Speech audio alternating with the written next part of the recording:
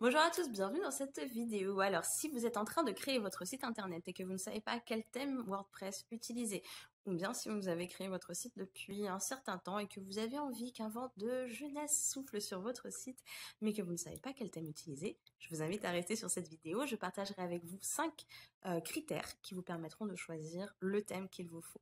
Avant de rentrer dans le vif du sujet, je me présente, je suis Audrey Madeleine, la créatrice de faites-bouger-vos-idées.com. Et mon job à moi, c'est de faire en sorte que les entrepreneurs tels que vous reprennent le contrôle de leur site internet et de leur stratégie web, même s'ils sont un petit peu technophobiques.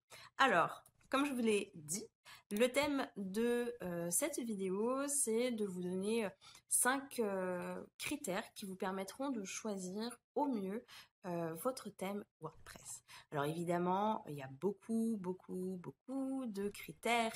Il faut tenir compte de vous, de vos besoins, de ce que vous voulez mettre sur votre site. Il faut tenir compte aussi de votre cible, de l'objectif de votre site.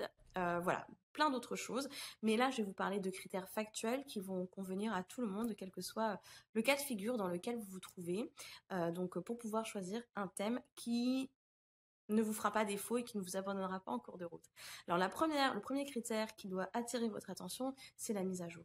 Quand est-ce que le site internet a été mis à jour? Pourquoi? Tout simplement parce que un site qui a été mis à jour récemment, déjà ça veut dire un site qui va être compatible avec les dernières versions de WordPress, ça va être un site qui aura comblé d'éventuelles failles de sécurité et c'est un site sur lequel et ça veut dire que le créateur de ce site continue de travailler dessus.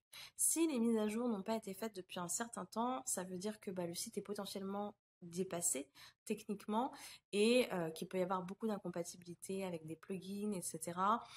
Donc à éviter parce que c'est plutôt mauvais signe, vous risquez d'avoir des bugs, des problèmes comme ça. Ensuite, le deuxième critère, ça va être la présence ou non et l'importance aussi de la documentation. Est-ce que vous avez des tutos? Est-ce que vous avez des modes d'emploi? Est-ce que vous avez des e-books qui peuvent vous guider, des exemples? Est-ce qu'il y a des vidéos, etc. Est-ce que vous avez des ressources qui peuvent vous permettre de vous dépatouiller facilement avec ce thème si jamais vous avez un souci pour le mettre en place, pour le paramétrer, etc. Plus une documentation est importante, moins vous galérez et puis surtout ça veut dire que la personne a quand même investi du temps dessus et c'est aussi un signe positif en termes de, en tout cas, en ce qui concerne l'avenir potentiel de ce thème. Le troisième critère que je vous invite à prendre en considération, c'est l'aide. Quelles sont les aides à votre disposition concernant ce thème? Est-ce que vous avez des forums? Est-ce que vous pouvez facilement joindre les créateurs du thème? Est-ce qu'il y a une forte communauté? Est-ce que le thème est utilisé par beaucoup de personnes? Autant de sources de soutien et d'aide si jamais vous rencontrez des difficultés au niveau de l'utilisation du thème. Et puis, si vous faites attention, sur les thèmes, il y a souvent des notes, des petites étoiles, etc. Donc évidemment, là, ça tombe sous le sens. Prenez le thème qui a le plus de notes et le plus de meilleures notes. C'est-à-dire qu'un thème qui a 5 étoiles mais qui a eu un seul téléchargement, ça n'a pas beaucoup de sens. Il vaudrait mieux, à la limite, prendre un thème qui a eu 100 000 chargements et qui a 4 étoiles. Donc, faites bien la balance par rapport à ça et faites attention à ce critère qui est aussi important. Ça veut dire que les utilisateurs, pros ou plus novices, l'ont utilisé et en sont satisfaits. Et puis, ce qui est aussi hyper important, évidemment, c'est le temps de chargement. Si, quand vous regardez la démo du thème, vous patientez 1 minute à chaque fois qu'une page se charge, c'est plutôt mauvais signe.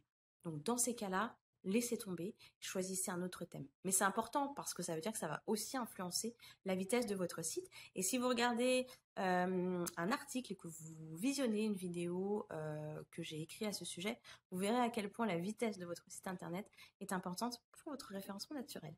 Et puis le dernier critère, j'avais dit 5, mais en fait, il y en a 6. Ça va être un thème responsive.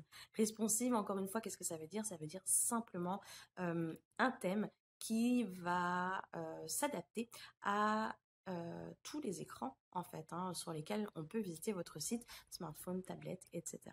Voilà, mais écoutez, j'espère que ces informations vous permettront de faire un choix éclairé quant à votre prochain thème WordPress. Je vous remercie de m'avoir écouté jusqu'au bout et je vous dis à très vite dans une prochaine vidéo. Bye bye!